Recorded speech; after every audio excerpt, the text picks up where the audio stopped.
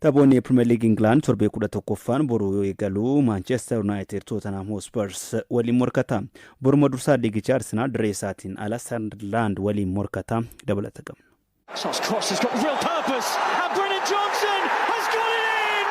Torbee 11ffaa taphoota Premier League Englandin boru guyyaa sa'aatii 7:00 irraa jalqabee Tottenham Hotspurs Manchester United simata. Gareen lamaanuu qabxii 17 qixa qabaachuun garaagarummaa goolii wal caananii sadarkaa 6ffaa fi 8ffaa irratti argamu. Manchester United taphoota liigichaa afran darbe keessaa 3 injifachuun tapha tokkoon qixa ba'ee kaka'umsa gaarra jira. Abbaan daree Tottenham immoo taphoota liigichaa 5 darbe keessaa tapha 2 qofa injifatte. Torbee darbii Londoniin dirree isaa irratti Chelsea erga mo'amee booda tapha Champions League Awurooppaatiin Copenhagen galchii 4-0 kan mo'ate Tottenham Hotspurs injifannoo Champions League Awurooppaa irratti galmeesse barii Manchester United waliin morkata. Leenjisaan Manchester United Ruben Amorim tapha kana injifachuu qabna jedhaniin goolii galchinee ittisuu qabna kan jedhan Amorim tapha torbee darbe Nottingham Forest irratti dogoggora ittisaa akkasii irra deebi'uu akka hin barbaanne dubbataniiru. Manchester United bara kana taphoota torbee 10 irratti goolii 17 galchuu gooliin 16 itti galeera. Kun hanqina nuti ittisa irratti qabnu mul'isaa jedhan leenjisaan kilabichaa Ruben Amorim. Taphoota afran darbeen hamileen taphattoota garichaa dabaluu kan himan Ruben Amorim kana itti fufsiisuuf akka hojjetanis akeekaniiru. Leensichi Lisandro Martinez shaakala idilee akka eegalee fi garuu tapha kanaaf guutumatti qophii miti jedhaniin. Leenjisaan Tottenham Hotspurs Thomas Frank gareen isaanii miidhamaan ammas tajaajila Ben Davies, James Maddison, Kulusevski fi Dominic Solanke akka hin arganneef himanii jiru. Another promising delivery, super save, and it's forced home. Dursaan liigichaa Arsenal dirree isaatiin ala malee Stadium of Light irratti bara kana taatee liigichaa kan ta'e Sunderland waliin taphata. Taphoota 8 darbeen gooliin osoo ittiin galeen injifachuun ga'umsa olaanaa irratti kan argamu garee Mikel Arteta Arsenal tapha kanas tilmaama injifannoo argateera. Sunderland taphoota liigichaa 10 taphate keessaa 5 injifachuun 3 hin qixabee tapha 2 qofa mo'amee qabxii 18 sadarkaa 4ffaa irratti argama. Sunderland garee laayyoo miti kan jedhe xiinxalaan Sky Sport Gary Neville Arsenal garee cimaa ta'u Sunderland bara kana osoo hin eegamin raajii hojjechaa jira. Kanaaf Arsenal tapha kanaan qoramuu mala jechuun dubbate. Ganna darbe Bayer Leverkusen irraa kan mallatteessifatan Granit Xhaka mootora jijjiiramaa kilaba Sunderland taphataa ta'edha. Taphataan duraanii Arsenal Granit Xhaka waggoota 3 booda garee waggoota 7 keessa taphachaa ture Arsenal faallaa ta'ee taphata. Xhaka turtii waggaa 7 Arsenal keessa dabarseen taphoota 297 hiriiree taphateera. Akkuma Arsenal ittisa cimaa kan qabu Sunderland ganna kana jijjiirraa taphattoota paawundii $100 fi $60 baasuun taphattoota haaraa 15 mallatteessifateera. The Gunners garee hanqina homaatu hin qabnedha. Karra eegaa kaasee hamma sarara fuulduraatti garee guutuudha jedha Gary Neville. Garee kana kadhaabu waan jiraatu natti hin fakkaatu kan jedhu Gary Neville ga'umsi Sunderland adda ta'us kaasa. Sababa miidhamni salphaan isa mudateef tapha Champions League Awurooppaa injifataniin ala kan ture Yokoresh tapha kanaaf dhaqqabuun isaa shakkiidha jedhame. Iddoo isaa ammas Michael Merino ni bu'aaf eegama. Torbee boqonnarra kan turan Izee fi Champions League irratti sababa dabbeetiin kan hin taphatin Zubimendiin tapha kana jalqabarraa hiriiruuf eegama. Boruma Everton, Fulham, West Ham United, Burnley, Chelsea, Wolves waliin taphatu. Stones, De Bruyne, and it's Gundogan. Alisson able to get down. Dilbata tapha cimaa torbee kanaatiin Manchester City ni taadirratti Liverpool waliin taphata. Shaampiyooniin liigichaa gareen Arne Slot Liverpool taphoota liigichaa 4 walitti aansee erga mo'ameen booda Aston Villa goolii 2-0 injifachuun akkasuma tapha Champions League Awurooppaa irratti ga'umsa gaarii waliin Real Madrid goolii 1-0 mo'atee Manchester City waliin morkata. Gareen Pep Guardiola Manchester Cityin taphoota liigichaa 5 darbe keessaa 4 injifateera. Leenjisaan Manchester City Pep Guardiolaan gareen koo miira gaariirra jira jedhanii taphoota injifachuun qofti morkata akka isaan taasisu dubbataniiru. Pep ammas sarara gidduu irratti miidhamarraa deebuu dhabuun Rodri akka isaan miidhu ibsanii jiru. Liverpool ga'umsa gaariirra jiraates jiraatu baates inni yoomuu garee cimaadha jedhanii. Liverpool garee taphattoota ciccimoo of keessatti hammate ta'us dubbataniiru. Leenjisaan Liverpool Arne Slot ga'umsa Real Madrid irratti mul'isan irra deebuu akka barbaadan himanii. Dilbatuma Aston Villa, Bournemouth, Brentford, Newcastle United, Nottingham Forest, Leeds United waliin taphatu. The 3 points for the home side. Grealish for De Bruyne for Grealish. That is the point for Manchester City. The end of the first half. Maatsen racing in and Villa have the lead. Liigii Awurooppaatiin Aston Villaan kaleessa injifannoo isaa yoo itti fufu Roomaa, Celta Vigo fi Stuttgart illee morkattoota isaanii injifataniiru. Nottingham Forest qixaan xumure. Villa Parkitti Maccabi Tel Aviv kan simate gareen Unai Emery Aston Villaan goolii 2-0 mo'ate. Erga kilaba magaalaa Birmingham leenjisuu eegalanii waggaa 3 kan guutan Unai Emery tapha Manchester United mo'atan irraa jijjiirraa taasisaniin Bundia Ole Watkins fi John McGinn teessoo jijjiirraa teessisuudhaan eegalani. Taphachaanis Ian Maat boqonnaa dura goolii Aston Villaan ittiin dursu galchee booda boqonnaa deebii Dolan Malen goolii 2ffaa penaltii Aston Villaaf galche. Kilabichi taphoota afur keessaa sadaffaa injifachuun qabxii 9 sadarkaa ja'affaarra jira. Gama Maccabi Tel Aviviin Torpetres carraa goolii argatetti fayyadamuu hin dandeenye. Tapha kanaan dura deeggartoonni Paalestiinii fi Israa'el naannoo isteediyeemii Viillaa Paarkitti walitti qabamanii hokkora uumuuf yaalaa turanis poolisiin namoota 6 to'annoo seeraa jala kan oolche taatee Viillaa Paarkitti mudate. Unai Emeeriin ga'umsa gareen isaanii mul'isanii fi deeggarsa deeggartoota isaaniitiin boonu dubbatanii taphattoonni isaanii haala karoorsaniin taphachaa turuu kan himan leenjisichi injifannoon arganne baay'ee barbaachisaa ture. Amma xiyyeeffannoon keenya tapha Pirimeer Liigii Barnmaawuz waliin taphannu jedhani. Tapha biraatiin Nottingham Forest gara Oostiriyaa imaluudhaan Sturm Graz waliin morkii taasisee goolii malee xumure. Forest daqiiqaa 33ffaatti carraa rukuttaa penaaltii argate Emmanuel Aouni itti fayyadamuu hin dandeenye. Gibbs White yaalii taasiseen goolii eegaan Sturm Graz Oliver Christen jalaa ittise. Denmarkitti Midtjylland 3-0dhaan Celtic injifachuun taphoota 4 keessaa 4 injifachuudhaan qabxii 12 liiga Awurooppaa dursaati jira. Celtic qabxii 4 qofa qaba. Se viene Antony en velocidad, Antony! Iba Gambus. Real Betis tapha Olympic Lyon simateen goolii Abdee Ezelzewii fi Antoniin galchaniin 2-0dhaan mo'ate. Bolonyaan kilaba Norway SK Brand waliin goolii malee qixa bahe. Stuttgart 2-0dhaan Feyenoord injifatu. Celta Vigoon 3-0dhaan Dynamo Zagreb injifate. Nice Dresaatti tapha Freiburg simateen 3-1 yoo injifatu. Red Star Belgrade 1-0dhaan tapha Lille injifateen Marko Arnautovic penaltiin goolii galchuudhaan injifannoo kilabichaaf gumaacheera. Istideemii Ibrox Rangers tapha Roomaa simateen 2-0dhaan mo'ame. Maatiyaas Suulee fi Lorenzo Pellegriniin gooliiwwan kilaba Serie A'tiif galchaniiru. Rangers fi kilabiin France Nice hanga ammaatti taphoota 4 qabxii tokkos argachuu hin dandeenye. Afranuu kilaboota injifatamanii. Well, here's the big chance headed back. A cross goal and Ryan Yates. Fiifaan taphattootaa fi leenjisoota badhaasaa bara 2025f kaadhimee ifoomsee jira. Usmaan Dembelee fi Luis Enrique kanneen kaadhimaman keessatti argamu. Oduu kana Abdurrahmaan Amin bal'isee isinitti hima. Vinicius Junior.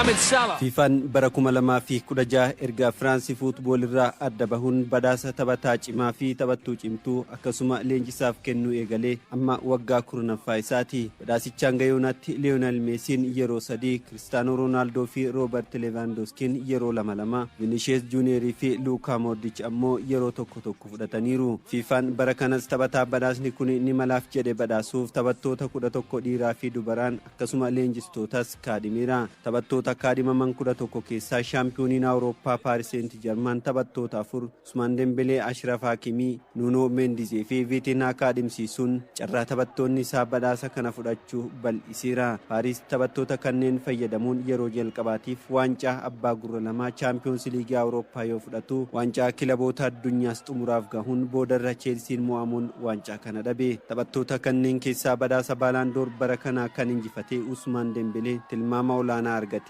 Barcelona irraa Lamine Yamal, Rafinha fi Pedriin taphattoota fiifaan kaadhime yoo ta'u badhaasa Ballon d'Oriif eeggamaa ture Usmaan Dembeleen kan caalame. Yamal taphattoota badhaasa kana ni fudhatuuf tilmaama olaanaa argateedha. Shaampiyooniin addunyaa Cheelsiin Cole Palmer kaadhimsiiseera. Palmer Cheelsii waliin waancaa kilaboota addunyaa fi Conference League yoo injifatu liigichas Cheelsiin sadarkaa 4ffaan xumuruun hirmaannaa Champions League Awurooppaa akka argatuuf gargaare. Shaampiyooniin Awurooppaa yeroo 15 Real Madrid bara dorgommii darbe waancaa malee xumuruun Kylian Mbappé qofaa badhaasa kanaaf kaadhimsiise. Taphataan sarara fuulduraa Bayern Munich Harry Kane fi kan Liverpool Mohamed Salah taphattoota biroo badhaasa kanaaf eeggamanidha. Goolii eegaa cimaadhaaf ammoo Alisson Becker, David Raya, Gianluigi Donnarumma, Thibaut Courtois, Emiliano Martinez, Yann Sommer, Manuel Neuer fi kan Barcelona Sejiiniin kaadhimamaniiru. Badhaasa taphattuu cimtuu fiifaaf yeroo 3 walitti aansuun badhaasa Ballon d'Or kan fudhatte lammiin Ispeenii fi taphattuun Barcelona Aitana Bonmati jalqaba irratti heeramti. Bonmatiin bara darbe Champions League dubartoota Awurooppaan taphattuu cimtuu dorgommichaa jedhamuunis badhaafamtee jirti. La Liga Spain, Copa del Rey fi mo'attoota Spain Barcelona waliin injifachuun ishee tilmaama olaanaa akka argattu ishee taasise. Lucy Bronzi fi Laura James Chelsea irraa, Alexia Putellas Barcelona irraa, Alessia Russo fi Lee Williamson Arsenal irraa morkattoota jajjaboo Aitana Bonmati ta'aniif warreen eeggamanidha. Goolii eegduu cimtuudhaaf Anna Catherine Germany irraa, Kata Cole Spain Barcelona irraa, Anna Hampitan Chelsea irraa warreen tilmaama olaanaa argatanidha. Badhaasa leenjisaa cimaaf PSG yeroo jalqabaaf shaampiyoonii Awurooppaa kan taasisan Luis Enrique, Chelsea shaampiyoonii addunyaa kan godhan Enzo Maresca, kan Arsenal Mikel Arteta, kan Barcelona Hans Flick fi kan Liverpool Arne Slot kaadhimamtoota keessatti yoo argaman leenjistoonni bebbeekamoon Pep Guardiola fi Carlo Ancelotti hin kaadhimamne. Badhaasa leenjisaa yookaan leenjistuu cimtuu garee dubartootaaf leenjistuun garee England shaampiyoonii Awurooppaa kan gootee Seeriinaa Weegmaan tilmaama olaanaa argattee jirti. Goal for England to cement their dominance in this first half in Derby. La Liga Spain dilbata Real Madrid Rayo Vallecano Barcelona namo Celta Vigo waliin dirree ofiitiin ala taphatu. Taphoota torban darbaniin goolii 14 itti kan gale Barcelonaan yaaddoo keessa jira. Gabaasa Dassaaleny sirna qindeesse Abbabaa Alamaayyootu dhiyeessa. Space on the left again. Güler, Mbappe. La Ligaan Spain torbee 12ffaan tapharra Elchen Real Sociedad simatuun eegalama. Boru Gironaan Deportivo Alaves, Sevilla, Osasuna, Atletico Madrid, Levante, Espanyol, Villarreal simatu. Dilbata Real Madrid, Rayo Vallecano, Barcelonaan Celta Vigo waliin dirree finaalatti murkii ulfaataatu isaan eeggata. Warri Los Merengues Real Madrid, Xavi Alonsoon leenjisaa La Liga Spain daandii milkiirra tarkaanfachaa jiru. Taphoota liigichaa 11 darbeen qabxii 30 walitti qabatanii qabxii 5 shaampiyoonii liigichaa Baarselonaarraa hiiqaniiru. Champions League Awurooppaan Anfielditti Liverpooliif harka kennatee kan deebi'e Xavi Alonsoon ga'umsa wal fakkaataan imaluuf rakkate jedhamuun tooftaan taphattoota wal jala jijjiiruun fayyadamu qeeqameera. Torbee lama dura El Clasicoon injifannoon Baarselonaatti gonfate ammoo miseensota kilabichaa keessatti kaka'umsa uumeera. Caamsaa darbee iddoo Carlito bu'uun leenjisaa kilabichaa kan ta'e Xavi Alonsoon taphoota hundaan taphoota 21 Real Madrid durse keessaa 18 injifateera. Ta'us kilaboota gurguddoo PSG, Atletico Madrid fi injifateera. Ta'us kilaboota gurguddoo PSG, Atletico Madrid fi Liverpoolin mo'amuunsaa qeeqaaf saaxileera. Trent Alexander-Arnold fi Endrick fayyadamuu irratti murtoon fudhatan gaafii irratti kaaseera. Real Madrid haalota kanneen keessa taa'ee dilbata gara staadeemii De Vallecas imaluun kilaba sadarkaa 14ffaarra jiru Rayo Vallecano waliin morkata. Taphoota 11 darbaniin goolii 13 kan galche Kylian Mbappeen abdii kilabichaati. Taphataan sarara gidduu kilabichaa Aurelien Tchouameniin miidhamaan taphni kun jala ceha. Very long there. It's fallen to Marcus Rashford, who pulls it back to Fermin, who makes absolutely no mistake. Bara darbee waancaa biyya keessaa sadanuu kan dhuunfate Barcelonaan barana jalqabbiinsaa kan jajamu miti. Champions League kilaboota Awurooppaan gara Beeljiyeemii malee kilab Bruges waliin goolii 3 qixa bahee deebi'e. Bara darbee darbii El Clasico afur Real Madrid waliin taphatee afranuu kan mo'ate Barcelonaan barana Santiago Bernabeutti harka kennateera. La Liga Spainin qabxii 5 Real Madrid irraa fagaatee hordofaas jira. Kilabichi taphoota hundaan taphoota 7 darban keessaa 3 qofa irraane. Hundaa ol Hansi Filikiif yaaddoo kan ta'e sirrattisaa kilabichaati. Taphoota 7 kanneen gidduutti gooliin 14 irratti galeera. Giddu galeessaan tapha tokkoon goolii 2 keessummeessaa jira. Taphoota liigichaa 6 darbaniin osoo gooliin irratti hin galliin hin baane. Erga liigichi eegaleas taphoota 3 qofaan osoo goolii hin keessummeessin dirree bahe. Inni xumuraa walakkeessa fulbaana darbeeti. Maqaa masoo Zagalaasiyaan kan beekaman Celta Vigoon taphoota hundaan taphoota 4 darban injifachuun ji'a tokko oliif injifannoon kilaba fuulla'e. Barcelonaaf Robert Lewandowski fi Dani Olmo miidhamarraa bayyanatanii tapha kanaaf ni gahu. Lamine Yamal miidhamarraa erga deebi'ee kilab Bruges irratti goolii galcheera. Rafinha, Pedri, Gavi, Yohan Garcia fi Marc-Andre ter Stegen ammas miidhamarra jiru. Dilbatuma Athletic Bilbaoon Real Oviedo, Mallorca fi Valenciaan Real Betis waliin morkatu. Shoot when it's the right opportunity. Kilabiin Neezerlaandis Ajax Amsterdam leenjisaa isaa Joon Haytingaa hojiirra gaggeesse. Si'a 36 shaampiyoonii Erediviizii ta'uun riikoordii kan of harkaa qabu Ajax ji'oota 6 osoo hin guutin leenjisaa kilabichaa Joon Haytingaa hojiirra kaase. Ajax bara dorgommii kana taphoota liigichaa 11 keessaa 5 injifachuun 5 qixa kan bahe yoo ta'u tapha tokko ammoo mo'amuun shaampiyoonii dorgommichaa PSV Eindhoven irraa qabxii 8 hanqachuun qabxii 20 sadarkaa afuraffaarra jira. Kana malees taphoota Champions League Awurooppaa roobii darbee irratti dirree fi deeggartoota isaa fuulduratti goolii 3-0dhaan Galatasaarayin mo'ame.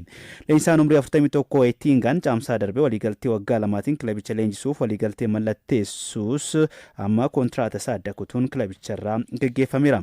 Bara dorgommii darbee gargaaraa Arne Slot ta'uun shaampiyoonii Pirimeer Liigii Ingilaanis ta'ee jira. Ajax leenjisaa duraanii kilabichaa Erik ten Hag deebisee qacaruuf akka dhiyaate BBC Sport gabaaseera.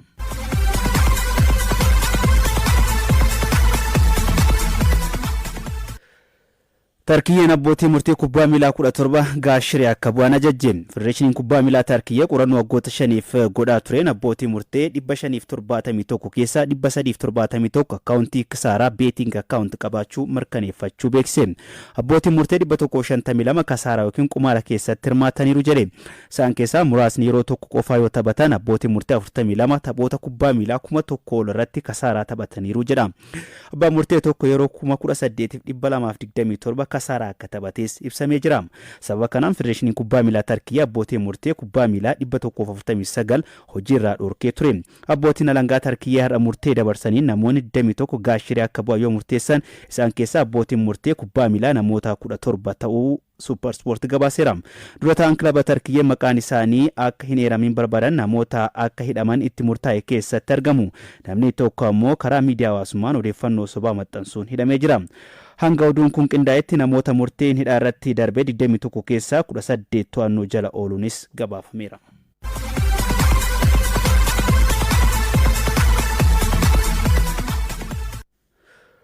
Waggoottan shanan dhufanitti kilaboonni Pirimeer Liigii Ingilaand dorgommii Champions League Awurooppaatiin olaantummaa fudhachuu danda'u jedhame. Xiinxalaan BBC Sport Hassan kilaboonni Ingilaand bara kana Champions League'n reekoordii haaraa galmeessuu malu jedhee jira.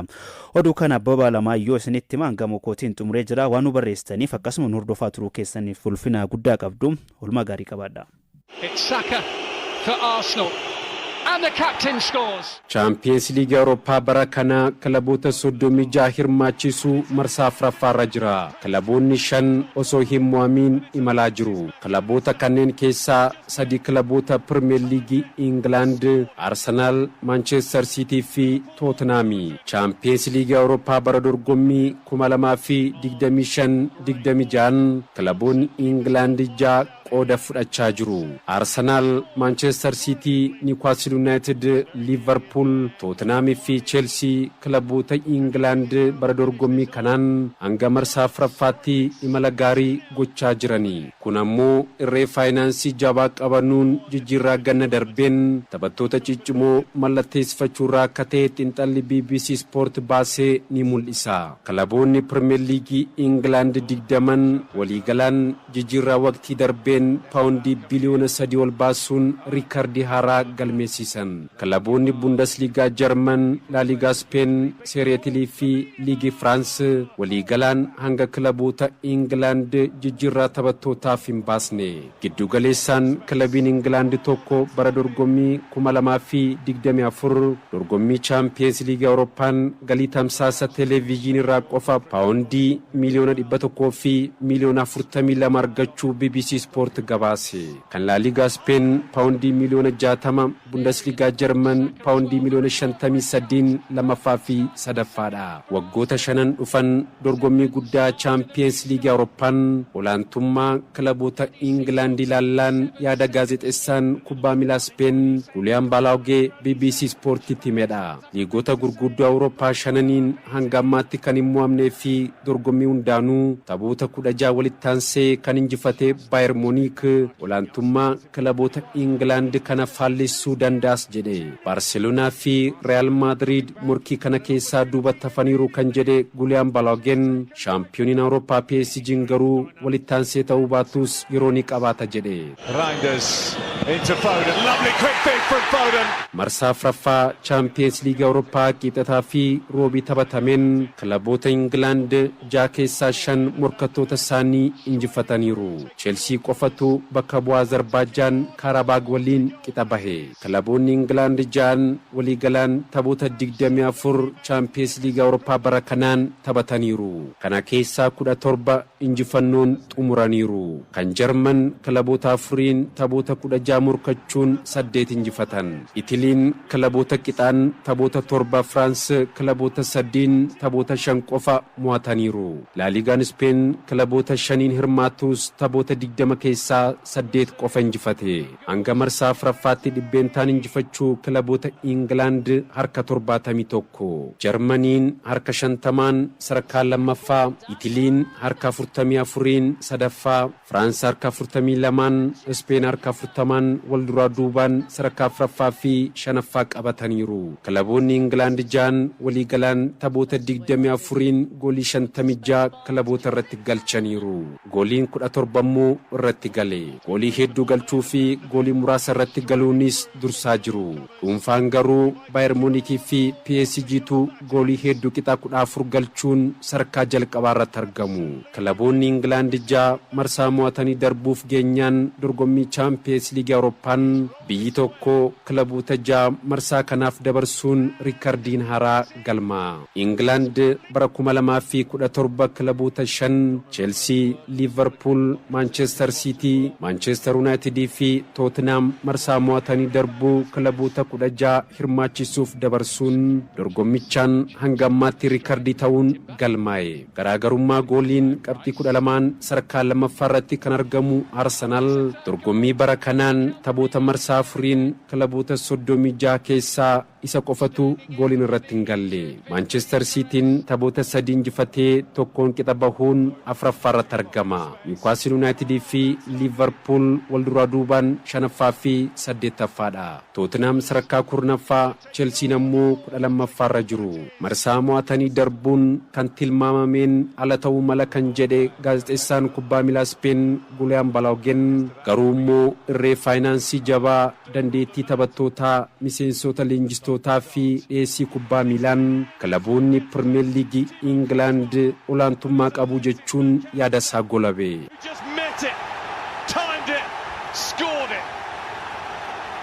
Liverpool 1, Real Madrid 0.